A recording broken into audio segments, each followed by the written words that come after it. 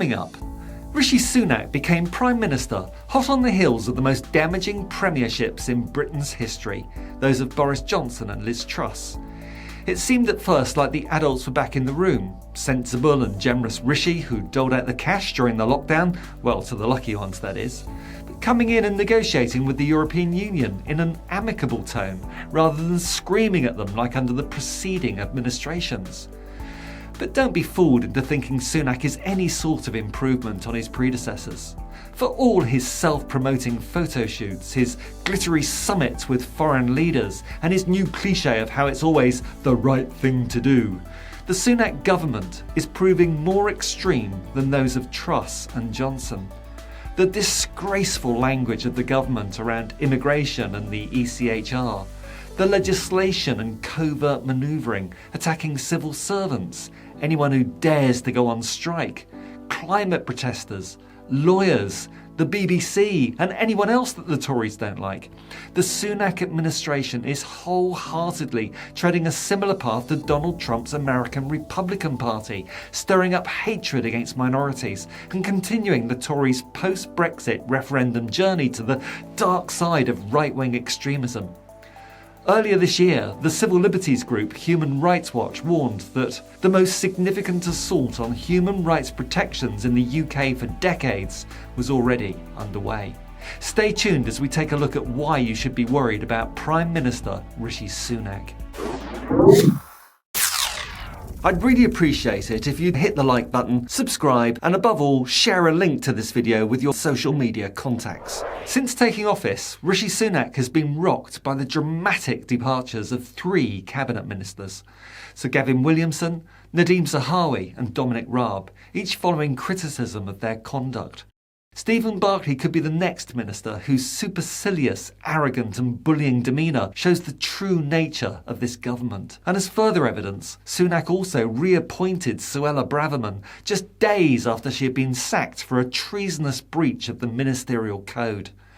The old saying, judge a man by the company he keeps, couldn't be more appropriate when it comes to Rishi Sunak. Remember this. This government will have integrity, professionalism and accountability at every level. This is the man who was fined for his involvement in the illegal gatherings during the Partygate saga under Johnson. And if you thought that was just a one-off, Sunak more recently demonstrated his flagrant disregard for the laws of the land when he was filmed on one of his frequent look at me Instagrammable self-promotion videos, in the course of which he removed his seatbelt while travelling in a car, receiving a fine for doing so. Sunak faced fresh embarrassment after he and his wife had to be spoken to by the police for breaking the rules by letting his dog off the lead in Hyde Park, just yards from a sign telling owners not to do so. Now, I know there are many Tory sympathisers who brush off what they regard as these minor crimes, but there have been many instances where Sunak's behaviour reveals something far more sinister behind the affable exterior. For example, earlier this month, an investigation was launched by the Parliament's standards watchdog into Sunak's failure to tell MPs his wife owned shares in childcare firm Koru Kids, which received a specific targeted boost in the latest budget. Sunak failed to mention his wife Ms Murthy's links to the company when he was questioned by MPs over why 6 specific government-approved private recruitment agencies in the sector were set to benefit the most. One of those 6 just happened to be Mrs Sunak's Koru Kids. New entrants to the childcare profession are to receive a £600 incentive payment, but those doing through one of these 6 accredited agencies, including Koru Kids, will receive double that amount, £1,200. This government will have integrity, professionalism and accountability at every level. The Levelling Up Fund, one of the Tories' flagship policies, has this year doled out the latest round of funding amounting to £2.1 billion. A quarter of England's 100 most deprived areas have received no cash at all from that fund, while a bid for £19 million from Sunak's own wealthy constituency of Richmond, Yorkshire, despite being the 251st most deprived area of England out of 317, got the thumbs up for that funding. Contrast this with the Labour-held constituency of Rochdale in Lancashire, the 17th most deprived area in the country, whose own £14 million funding bid was unsuccessful. And it seems to be a blatant case of what's known as pork barrel politics, with Tory-held constituencies, particularly marginals, being prioritised in the funding. This government will have integrity, professionalism, and accountability at every level. Nearly all Tory governments come to an end because of sleaze, and Sunak's government may well follow that trend. The Tory chairman and minister Nadhim Zahawi was reluctantly sacked by Sunak earlier this year for a serious breach of the ministerial code amid a major row over his aversion to paying tax. The man once most famous for charging the public for heating his stables through his personal expenses, Zahawi settled a £3.7 million tax dispute with HMRC while he was Chancellor last summer. He was then forced to cough up a £1.1 million penalty plus interest for not paying the right amount of tax at the right time. Sunak told MPs at the time that the matter had been resolved and it was, to use the Toryest of Tory expressions, time to move on. After dithering for a few more days, Sunak tried to kick the problem into the long grass by ordering his ethics advisor to launch a probe into Zahawi's tax dealings, only for the probe to find it was clear there has been a serious breach of the ministerial code. No wonder His Majesty's official opposition are pushing the adjective weak whenever they talk about Sunak's actions, or more often, inactions. And we saw it again this month in the case of Dominic Raab resigning over bullying findings by an independent QC after months of pressure during which he was defended by the weak and dithering Sunak. After he received the bullying report, Sunak dithered for another 24 hours before Raab resigned as Deputy Prime Minister and Justice Secretary, saving Sunak from having to take the hard decision to sack his closest ally in the cabinet. In his resignation letter, Raab was bitter and arrogant as always, insinuating that it was the woke snowflake civil servants who had plotted his demise as a revenge for his role in Brexit. Welcome to the alternative Tory universe. Sunak has refused to criticise Raab's behaviour and is still defending this arrogant bully, just the latest in a long line of Tory ministers who have breached the ministerial code. No doubt, like Suella Braverman, he'll find himself back in cabinet as soon as Sunak thinks he can get away with his reappointment. Even money that'll be sometime next week then. Another controversial appointment to Sunak's cabinet was Gavin Williamson. Sorry, that's Sir Gavin Williamson to you, as he knows where the bodies are buried. He was brought in as a Minister of State without portfolio, and before Sunak could even figure out what his job actually was, the odious Williamson became embroiled in another bullying row, which included allegations he had told a senior aide to slit his own throat, and had sent threatening messages to the Tory party's ex-chief whip. Luckily for Sunak, Williamson himself again eventually decided his position had become untenable and quit. In most cases, you might say he jumped before he was pushed, but at this stage you have to wonder whether Sunak actually has the backbone to push anyone. The opposite, in fact. Suella Braverman was pushed out of office by dim Lizzie Truss, but Sunak unpushed her and rehabilitated the treasonous Home Secretary, known throughout Westminster as Leaky Sue, as she has a habit of sharing official classified documents with unauthorised third parties, which is a serious breach, of course, of ministerial rules. But nevertheless, Sunak brought Braverman back into the fold after an exile of just 6 days after her dismissal by Truss.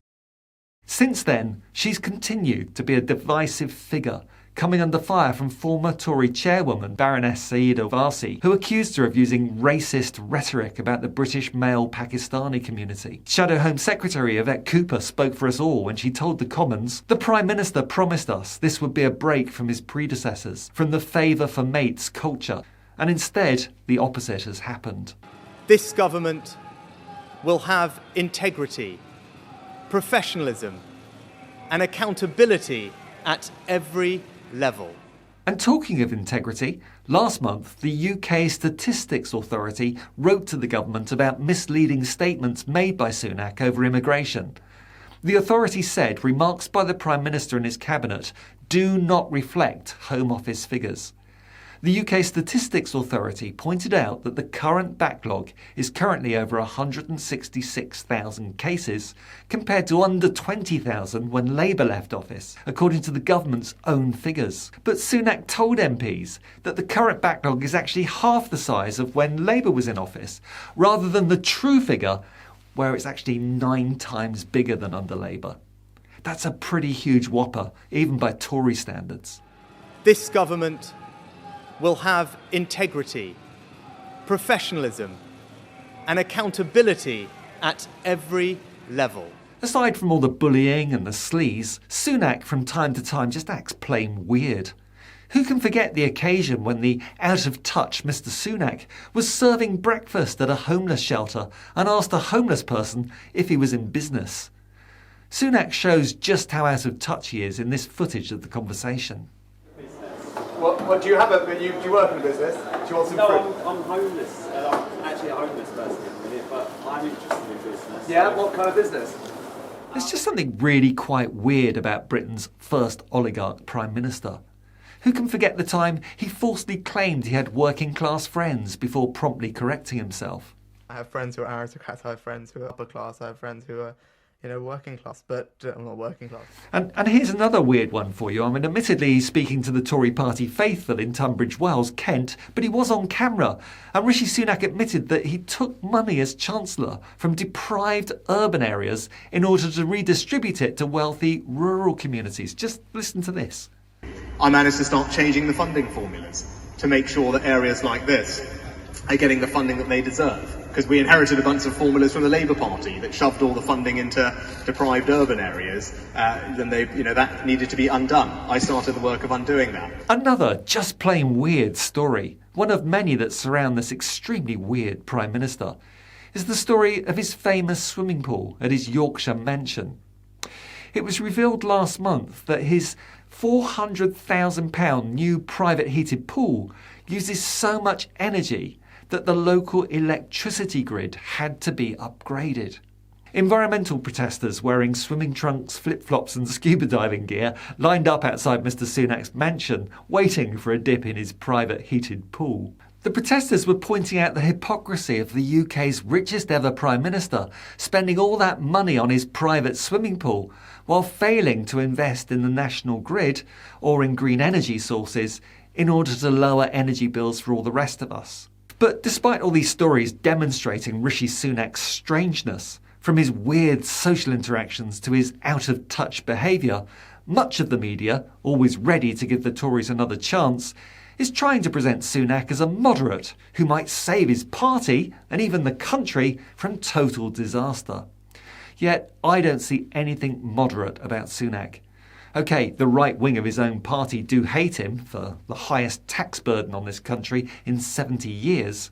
But the style of politics he has adopted suggests to me someone far to the right of centre politics, with a definite streak of authoritarianism with his public order legislation, his anti-strike measures and his rhetoric against human rights and the ECHR.